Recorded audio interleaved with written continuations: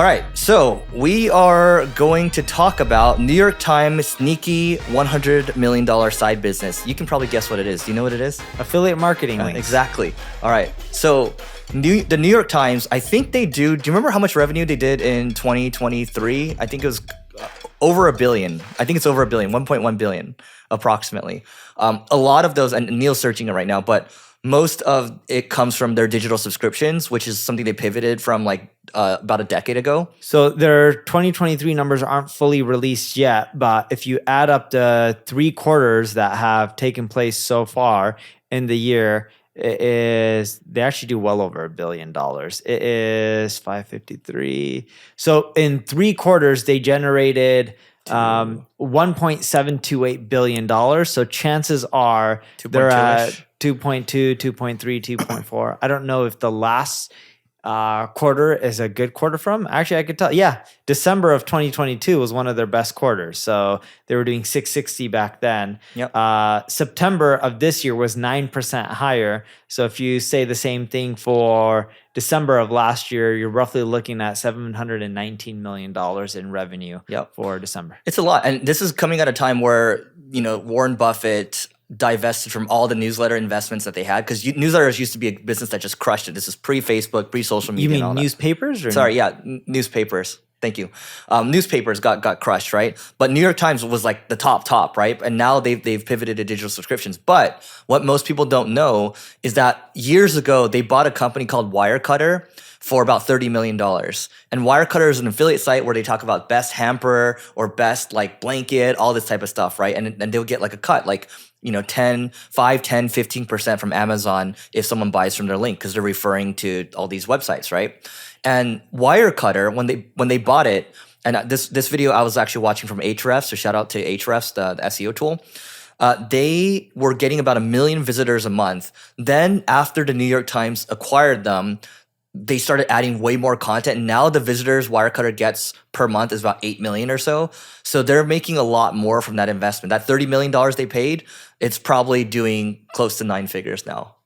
Well, they also have way better authority and more content, and they can just crank way out. Bigger staff too. Yes. Yep. I think it was a great acquisition. And funny enough, speaking about companies that are doing sneaky marketing things, CNBC wrote an article on Stanley Cups. Did you see that one? No. What's that? How Stanley Cups grew from a 110-year-old company, grew from $73 million a year in sales to Stanley Cup, the NHL? Stanley Cups, like the drinking cup, the tumbler. Huh? Like a mug, when you drink Got it. Like what you're holding right now. But Stanley has a brand. Google it. Got it. And do you know how they ended up generating that much more revenue? 110-year-old company. They went from 73 million to 750 million in the last few years. No, what happened?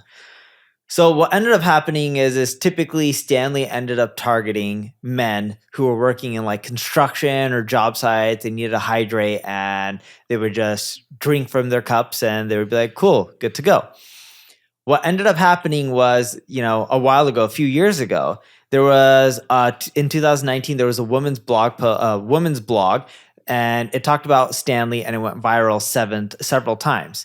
And what they ended up doing is they're like, holy crap, this woman's blog, which has an audience targeted towards women, they really like our product. So they embraced it. They took the products, they changed the color scheme, made them more colorful. They leveraged pastels, and then they took influencer marketing, pushed out the product, and it was so successful. They sold out multiple times. They created a waiting list, and fast forward to this year, roughly $750 million in sales. So they started moving into different categories and started just changing it up a little bit. Same product. Yeah. All they did is instead of targeting men, they started targeting women. Yeah. Yeah. I think it's category expansion that allowed them to 10x, right? Not category expansion. They just kept the same.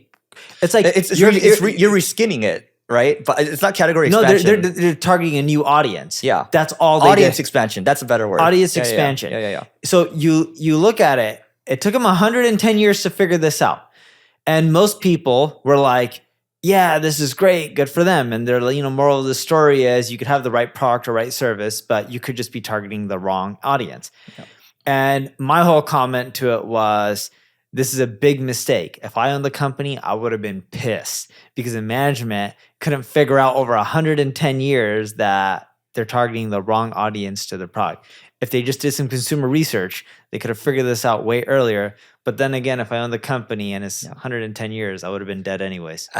Well, true, touche. But actually, so we were talking on the phone about this earlier this week, and one of the key things is like, as much as people have talked about going out there, hiring a CEO and getting out of the day-to-day and working above the business, what we talked about was like, at the end of the day, if you want to grow to the maximum potential, you have to be involved, because no matter, like, you can't outsource your dream to somebody else, right? And even if you do, you think someone's going to save you. It's like, no, they aren't, because they don't have the context that you have. They don't have the experience that you have. That being said, you should still hire people that have experience, but the ones that have to drive it probably is the founder at the end of the day, or whoever has the most like incentive. I think it also depends on corporate size, right?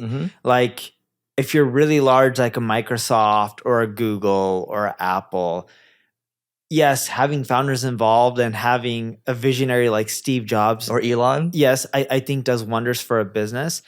But when you have the resources and you're a $1 trillion company or a multi-billion dollar company, you can hire a lot of amazing talent out there. There's a lot of people who aren't great at founding a company and taking it from 0 to 10 million or 1 to 100, but there's a lot of amazing people that know how to take a company from 100 to a billion or a billion to 2 billion.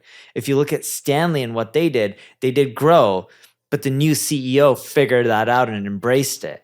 The past executives were just a bad fit. Yep.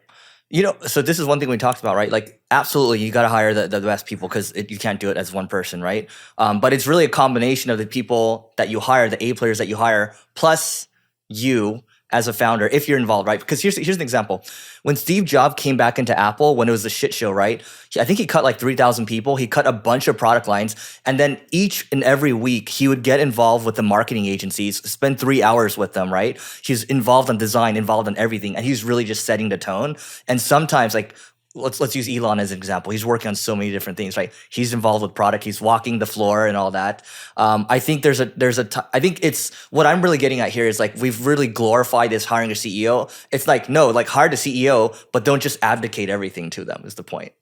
But I think it works in different cases, and there's cases for both. Like, if you look at Microsoft during the early days Satya? with Gates and Ballmer, the stock wasn't moving. Satya came in and the company's boomed. You mean Gates first, then Ballmer, and then Yes, Satya? but when Ballmer was there, Gates was still there helping out. He was there for a long time. For a while, and then it was just Ballmer. Yeah. Yeah. But then you look at Satya, he's done an amazing job growing the market cap from a stock perspective. Forget the business performance. If you just look at market cap, he's made people like Ballmer extremely wealthy. If you look at Steve Ballmer and his net worth, it's actually very similar to Gates. The difference between Ballmer and Gates is, I get Gates donated half his money, but still the big difference is Ballmer didn't sell his Microsoft stock. He's held on to it. And if you look at his net worth, it's $110 billion. If you look at Gates's net worth on, where is it? Forbes, I'm actually Googling it. 110, Gates is 118. So if you actually just double it, you're at 236. The way Ballmer made his money is he just held on to the Microsoft stock, and Satya just has made a killing. That's another lesson in investing. Sometimes if you believe in what you got, you just hold on to it for decades and you're good to go. But here's the thing, right? Like, when you look at Satya, amazing. Like, what he's done with Microsoft, incredible, right? When you look at, what's it, Sundar from Google? The Google CEO, right? He's done an amazing job too. And then if you look at, nobody really talks about Amazon right now, but I still think Amazon's an amazing business. Now let's compare it to, let's look at what Elon's doing. Let's look at what Jensen Huang is doing with Nvidia. Their founder, CEOs, very involved, right? So I think let's just talk in generalities for people. I think for the most part, if you have a smaller business, don't try to get out of it sooner. And there are different examples, obviously, that we're talking about. I agree with you. For a smaller business, I think founder involvement and founder vision is really important. Yeah. For a business that is at scale, sometimes the founders don't know how to adapt. Agreed. And it could be good for them to transition out. Not all cases, but some cases. And some founders, like Jobs, was really good at early stage as well as later stage. But for example, with me, I'm good at early stage. I'm not great at running a business later stage. I don't have that skill set. Also, with people like Elon, he's been able to do quite a bit of things successfully at the same time. He's done SpaceX successfully, Tesla. X is yet to be seen, although I'm not counting it out. PayPal. PayPal had a lot of people involved. Yeah. And at one point, he was removed from CEO, and then Yeah, let's Thiel just took say over. Tesla, SpaceX, and you can even argue Starlink is a business by itself. It's still SpaceX, right? Yeah. But if because then you're just getting into different divisions. Yeah. But if you look at SpaceX, Tesla have done both extremely well. Boring company. If you look at what they've done in Vegas, no one cares to use it. They shut that down. They shut it down. Uh-huh. I didn't know that. Yeah. I tried it one time and I'm like, what's the point of this? And Yeah. then never again. I used to Yeah. live in Vegas, Yeah. and that's why I tried it out. I do think Elon has a lot on his plate. I still would never bet against him. I don't have the brain capacity or the brain power that he has or anywhere near it. Well, I also don't think we have the work ethic either. Like 120 hours a week. I don't think we can do it. I can't do 120. Yeah. And I think I have a stronger work ethic than most people Yeah. because I can easily do 60 to 80 hours every single week and never have any energy issues. It's like normal. Yeah. Yeah, it's normal, but I cannot do 120 hours or whatever he's doing on a daily basis. Yep. All right. So that is it for today. Please don't forget to rate, review, subscribe. Check out the next video as well. Also hit us on YouTube if you want to see what we're wearing, and we'll see you tomorrow.